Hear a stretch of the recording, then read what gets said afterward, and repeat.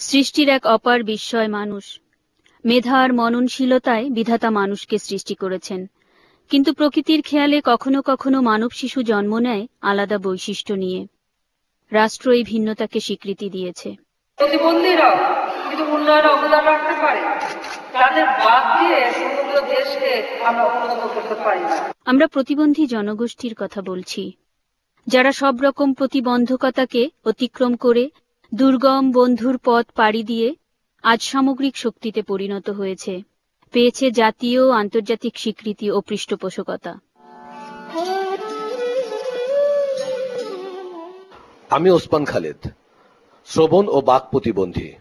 আমি একজন স্থপতি। আমি ৩৫ বছর এই পেশায় কাজ করছি।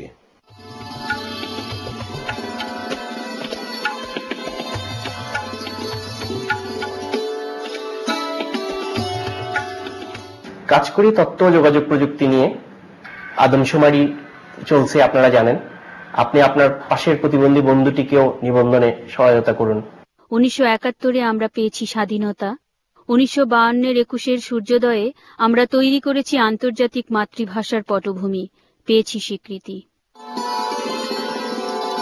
ফাইয়াজ আমার বিশেষ সন্তান, ও সেরিব্রাল পলসি বেবি। আদমশুমারি থেকে বাদ গেলে সরকারের উন্নয়ন ও পরিকল্পনা থেকেও ও বাদ যাবে।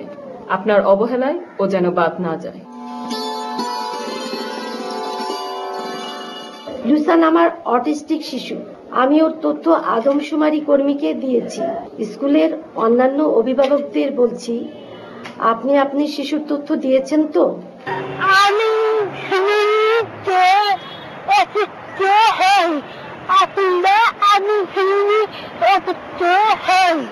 নিশাদ আমার বুদ্ধি প্রতিবন্ধী শিশু। আমি ওর তথ্য আদমশুমারি কর্মীকে দিয়েছি। আপনি আপনার শিশুর তথ্য দিয়েছেন তো? রাশেদ আমার সন্তান।